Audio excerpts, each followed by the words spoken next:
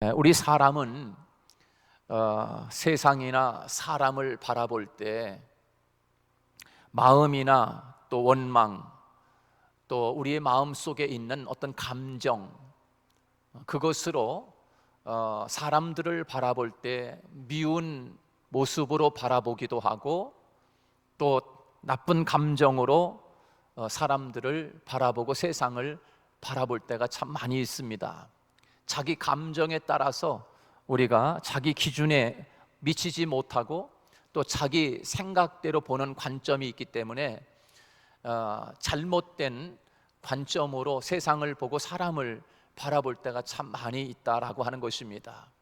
그런데 하나님은 세상과 사람을 볼 때 이런 것으로 보는 것이 아니라, 하나님은 이 세상과 사람을 바라볼 때 구속사적인 눈으로 사람을 보고 세상을 보신다라고 하는 것입니다.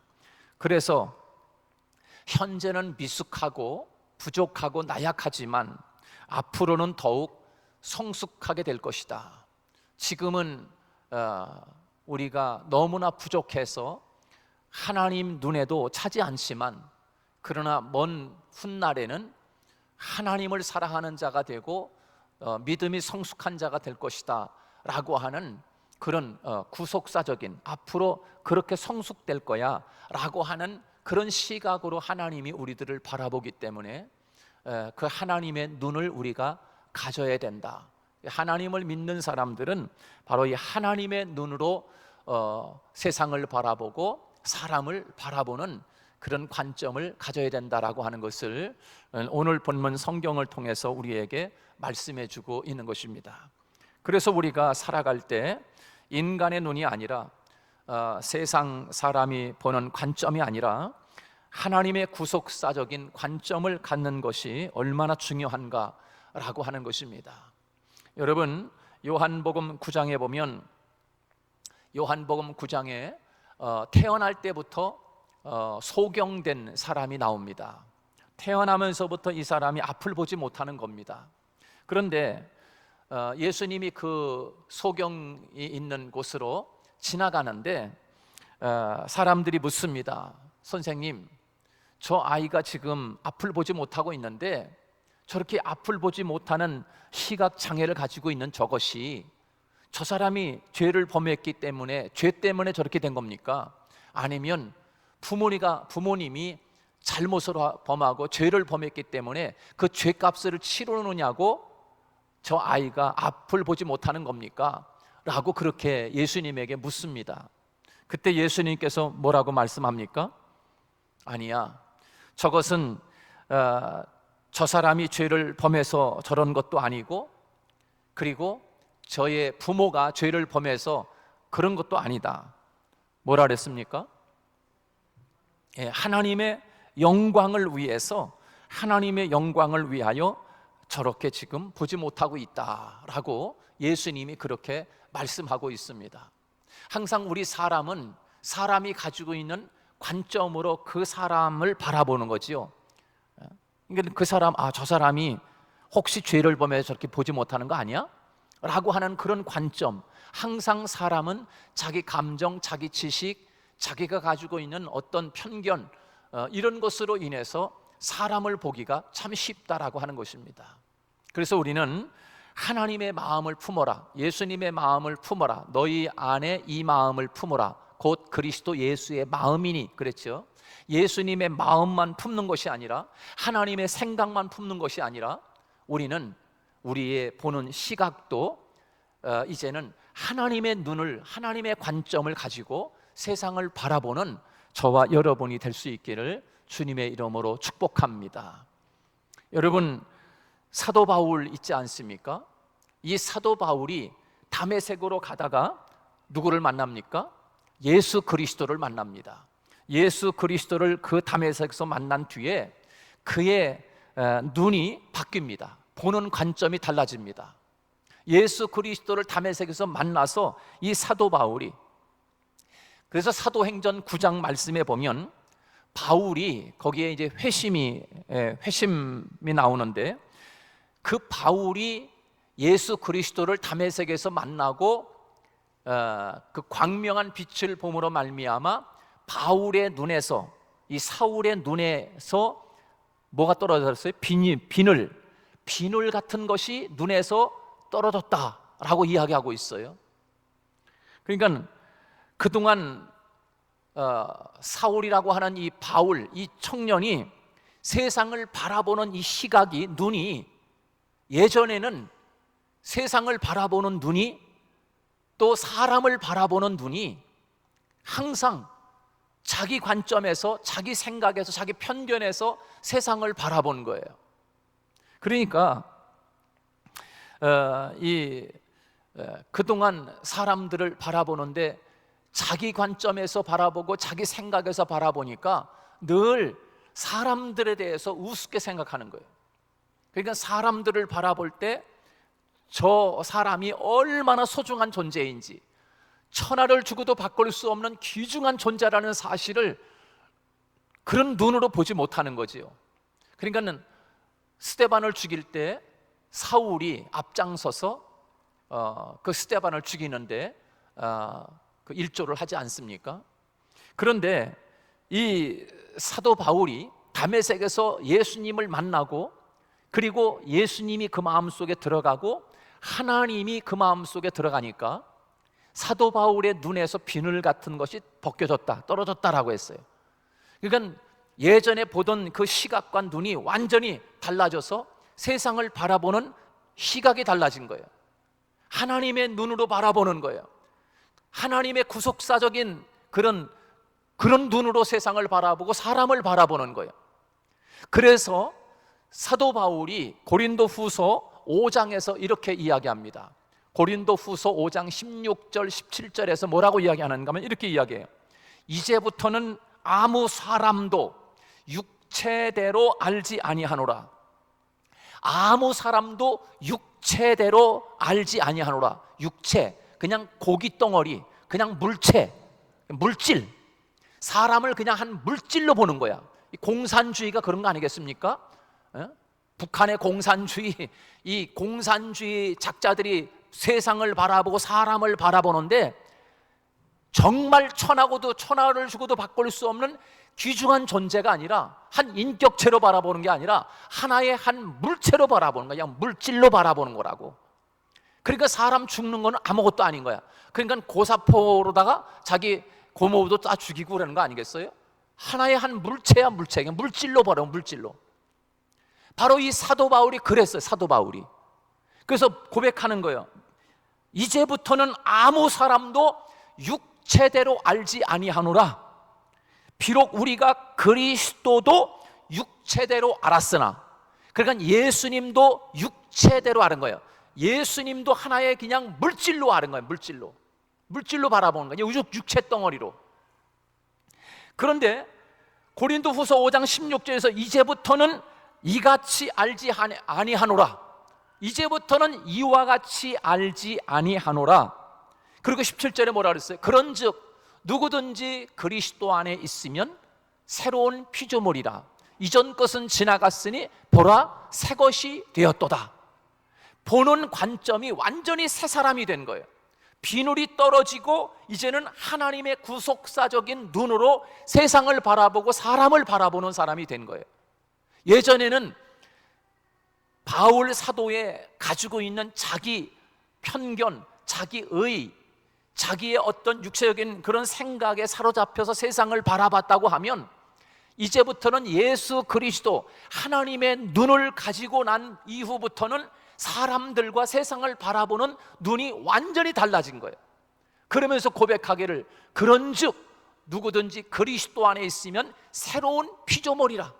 이전 것은 지나갔으니 보라 새 것이 되었도다라고 그렇게 사도 바울이 고백하고 있는 것을 볼 수가 있습니다. 예전에는 사람을 육체로만 생각하고 살았는데 예수 그리스도를 만난 자신의 눈에서 비늘 같은 것이 떨어지고 새로운 눈으로 보게 되었다. 여러분, 우리는 하나님의 눈을 가지고 세상과 사람을 바라보아야 할 것입니다. 이것이 바로 예수 믿는 사람이 가져야 할 시각, 눈이라고 할 수 있는 거죠. 하나님의 구속사적인 눈, 그래서 하나님의 구속사적인 관점으로 보게 되면 몇 가지 바뀌는 것이 있습니다. 무엇이 바뀔까요? 첫째는 내 자신이 하나님의 구속사의 도구인 것을 알게 됩니다. 하나님의 구속사, 하나님의 구원 사역에 내가 도구로구나 라고 하는 것을 알게 됩니다. 하나님의 눈을 가지게 되면 바로 이런 관점으로 바뀌는 거죠. 나는 이제 하나님의 구원 사역에 있어서 한 도구로구나 라고 하는 것을 알게 돼요. 오늘 19절 말씀에 보면 이렇게 말씀하고 있습니다. 다 같이 한번 읽어봅니다. 19절 말씀 시작. 자, 그를 죽여 한 구덩이에 던지고 우리가 말하기를 다 같이 악한 짐승이 그를 잡아먹었다 하자. 그의 꿈이 어떻게 되는지를 우리가 볼 것이니라 하는지라. 그렇게 말씀했어요. 야곱이 12아들 가운데 이 요셉은 꿈꾸는 자였습니다. 꿈꾸는 자. 다른 말로 이야기하면 구속사적인 관점을 가지고 사는 사람이었다라고 하는 것입니다. 하나님의 관점을 가지고 사는 사람이 바로 요셉이었습니다. 나머지 이 11명은 구속사적인 하나님의 눈을 가지고 살지 못한 사람들이었어요. 하나님의 관점, 하나님의 눈을 가진 동생 이 요셉이 너무 미운 것입니다. 세상에는 두 종류의 사람이 있습니다. 그래서 구속사적인 관점을 가지고 사는 사람이 있는가 하면 또 그러지 못한 사람이 있지요. 구속사적인 관점을 가진 사람은 늘 꿈을 꾸면서 살아가게 됩니다. 늘 비전 가운데 살아가게 되고 늘 하나님이 보여주시는 비전을 바라보면서 살아가게 됩니다. 그리고 자기 자신이 하나님의 구원 사역에 나는 도구로 쓰임받고 있구나 라고 하는 것을 알게 되고 하나님의 관점, 하나님의 눈을 가지니까 나도 하나님의 이 구원 사역에 같이 하나님을 위해서 일해야 되겠다라고 하는 자기 자신이 도구인 것을 알게 되는 거예요. 도구인 것을. 그래서 그런 눈을 가지고 살아가는 사람은 내가 전도해야지, 내가 하나님을 위해서, 하나님의 나라를 위해서 내가 일해야지, 바로 이런 마음과 관점을 가지게 되는 거예요. 바로 그 사람이 하나님의 눈을 가진 사람이에요. 하나님의 눈을. 오늘 우리는 하나님의 눈을 가지고 살면 바로 그 하나님의 구원 사역의 도구로구나라고 하는 것을 알게 됩니다. 자, 그런데 구속사적 도구임을 깨닫지 못하고 그런 관점을 가지지 못하면 오늘 18절에서 말씀을처럼 이렇게 살아가는 거죠. 18절 다 같이 한번 읽습니다. 시작. 요셉이 그들의 가까이 오기 전에 그들이 요셉을 멀리서 보고 죽이기를 꾀하니. 그렇습니다.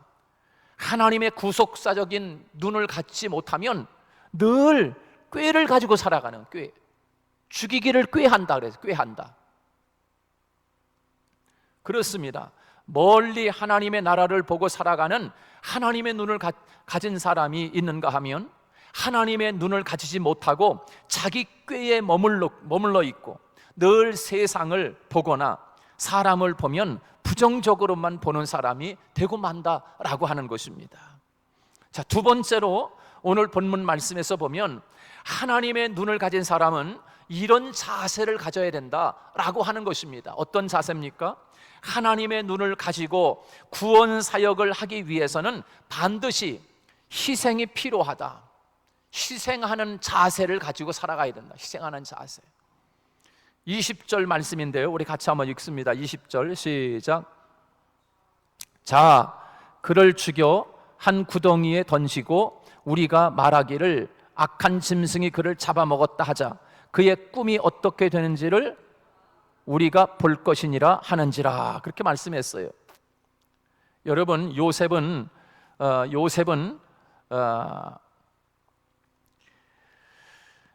세상은 구속사적 하나님의 관점을 가진 사람을 편하게 두지를 않습니다. 하나님의 눈을 가지고 살아가는 사람을 세상 사람들이 그냥 두질 않는다는 거예요. 세상은 늘 하나님의 눈을 가지고 살아가는 사람을 공격하고 죽이기를 꾀하는 거예요. 그래서 하나님의 구원 사역에는 죽임을 당하는 희생이 필요합니다. 죽임을 당하는 어떤 그런 희생이 필요한 거예요. 하나님의 눈을 가진 사람은 이런 희생의 자세, 자기 자신을 낮추고 그리고 희생하는 그런 마음, 그것을 가져야 된단 말이에요. 그게 바로 하나님의 눈을 가진 사람이죠. 하나님의 눈을 가지고 하나님의 구원 사역을 가지고 산 요셉은 훗날 고백합니다. 어떤 고백을 합니까? 형들에 의해서 구덩이에 던져지고, 그리고 애굽 상인에게 팔리고, 그리고 보디발의 집에 가서 누명을 쓰고 감옥에 갇힙니다.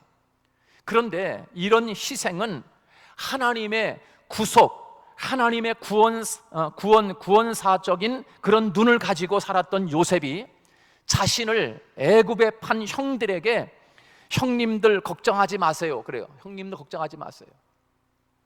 내가 알고 보니까 형님들이 나를 구덩이에 넣고 형님들이 나를 애굽에 팔고 형님들이 나를 애굽에 팔아서 보디발의 집에서 내가 누명을 쓰고 내가 감옥에 갔는데, 이렇게 감옥에 가서 이 고생을 하는 것은 형님들이 나를 팔았기 때문이야 라고 요셉이 그렇게 이야기하지 않습니다. 형님들이 나를 이곳에 판 것이 아니야. 형님들이 나를 구덩이에 집어넣은 것이 아니야. 형님들이 나를 애굽에 판 게 아니었더라고요. 하나님이 하셨어요. 할렐루야. 하나님이 이렇게 자기를 앞서서 애굽에 보냈다는 거예요. 할렐루야. 네.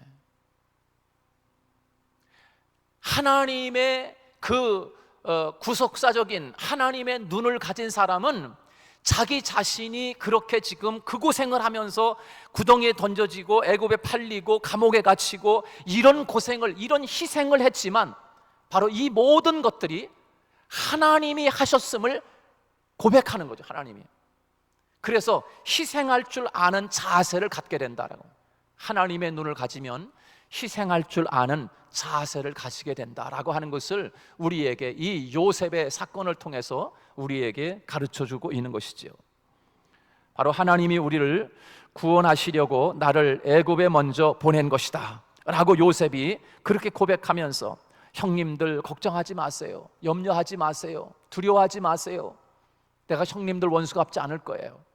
나를 이렇게 이 고생을 하면서 오늘 여기에 있게 한 것은 하나님이 우리들을 구원하시기 위하여, 구속사적인 눈을 가진 요셉이 고백하는 것입니다. 하나님의 눈을 가진 요셉이 고백하는 것입니다. 하나님이 이렇게 했노라고. 여러분, 하나님의 눈을 가지고 주님을 위하여 희생적 그런 삶을, 그런 자세를 가지고 살아가는 저와 여러분이 되시기를 축복합니다. 마지막 세 번째로 하나님의 눈으로 산다라고 하는 것은 멀리 보는 것을 의미합니다. 멀리 보는 것. 즉 하나님의 계획에 자신이 훗날 멀리 이루어질 것을 가지면서 살아가는 것입니다. 그것이 바로 하나님의 눈을 가진 사람이라고 이야기할 수 있습니다. 우리는 먼 미래를 내다보고 우리가 하나님의 시각을 가지고 세상을 살아가야 할 것입니다.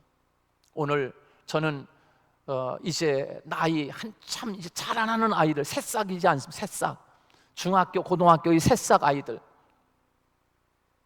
하나님이 오늘도 그 어린 아이들이 창살에 가리워서 밖에 나가지 못하는 갇혀있는 그들에게 하나님이 또 그들에게 무엇을 줄까? 기도하면서 이들에게 내가 예수님을 주고 와야 되겠구나. 내가 너희들에게 과자 부스러기는 가져가고, 내가 너희들에게 가서 내가 먹을 것은 조금 싸가지고 가지만, 그러나 그것보다도 그것과 더불어 내가 진짜 주고 와야 할 것이 무엇인가? 예수 그리스도를 주고 와야 되겠구나.